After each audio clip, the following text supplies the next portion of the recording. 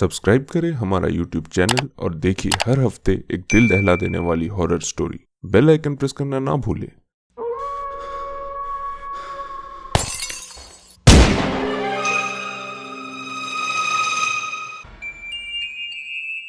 आज की कहानी अरविंद के साथ घटी घटनाओं पर आधारित है। एक ऐसी घटना जो अरविंद को पहचानने वालों के लिए आज भी एक अनसुलझी गुत्थी की तरह है। उस दिन ऑफिस से लौटते वक्त अरविंद ने एंटीक शॉप से होकर गुजरने का फैसला किया। रास्ते में उसकी मुलाकात अपने दोस्त मनीष के साथ हो गया। अरे अरविंद, आज इधर कुछ काम से आए हो क्या? नहीं यार मनीष, तुझे तो पता है मुझे एंटीक कलेक्शन का शौक है। सुना है कुछ नए स्टॉक्स आए हैं तो सोचा तो चलो फिर मैं भी तुम्हारे साथ चलता हूँ। चलो। एंटीक की दुकान में अरविंद की नजर एक बेहद खूबसूरत ऑयल पेंटिंग की तरफ गई। वो पेंटिंग एक छोटे से लड़की की थी। चेहरे की मासूमियत, आंखों की चमक और होठों की मुस्कान देख के मानो लग रहा था वो कोई तस्वीर नहीं, कोई सचमुच की बच्ची है। उस पेंटिंग की कीमत भी काफी कम थी, इसलिए अरविंद ने उसे खरीदने का फैसला भी कर लिया। मनीष को यह बात कुछ अजीब लग रही थी। यार इतनी खूबसूरत पेंटिंग, वो भी इस कीमत पे, कहीं कुछ गड़बड़ तो नहीं है ना? लेने से पहले दोबारा सोच ले। पर अरविंद ने मनीष की एक ना सुनी और उस पेंटिंग को वो अपने घर ले आए। पेंटिंग को अरविंद ने अपने बेडरूम की दीवार पे लगाया था।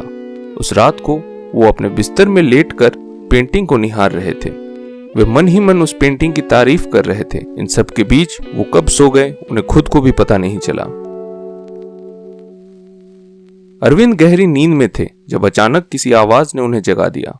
वो आवाज किसी शीशे में खटखटाने की आवाज थी, मानो कोई चीज बार बार शीशे से टकरा रही हो। अरविंद ने अपने घर के हर खिड़की की तहकीकात की, पर उन्हें कहीं कुछ नहीं मिला। जब उन्होंने ध्यान से सुना तो उन्हें समझ में आया यह आवाज किसी खिड़की से नहीं बल्कि उस ऑयल पेंटिंग से आ रही थी। जब नजदीक जाके अरविंद ने देखा तो उनके होश उड़ गए। तस्वीर की वो लड़की चीख रही थी और शीशे में जोर जोर से धक्के मार रही थी, मानो वो उस कैद से निकलना चाहती हो।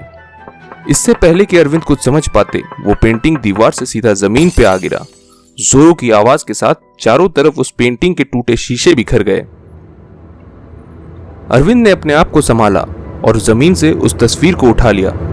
वो हैरान रह गए जब उन्होंने देखा कि तस्वीर में बनी लड़की गायब थी। अचानक अरविंद ने अपने कंधों पर किसी की सांसों को महसूस किया। उनके कानों में किसी बच्ची की किलकारियां आने लगी। अरविंद के रोंगटे खड़े हो गए। उनके शरीर का हर अंग सूना पड़ गया। किसी तरह हिम्मत जुटा के वे पीछे पलटे और उन्होंने देखा कि वो बच्ची हाथ में एक शीशे का टुकड़ा उठा के उनकी तरफ बढ़ा चला आ रहा था। उसके चेहरे की वो मासूमियत की जगह एक डरावनी हैवानियत थी। वो चेहरा जैसे खुद शैतान का था। अरविंद समझ गए कि अब भागने का कोई चारा नहीं बचा था। धीरे धीरे वो लड़की और करीब आ रही थी। एक चुभन सा महसूस होने लगा अरविंद को। उन्होंने नीचे देखा तो उनके पेट में शीशे का वो टुकड़ा गड़ा हुआ था।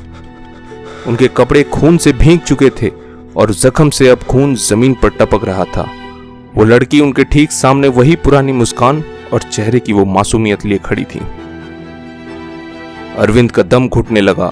वो घुटनों के बल जमीन पर गिर गए और धीरे धीरे उनकी आंखों के सामने अंधेरा छा गया।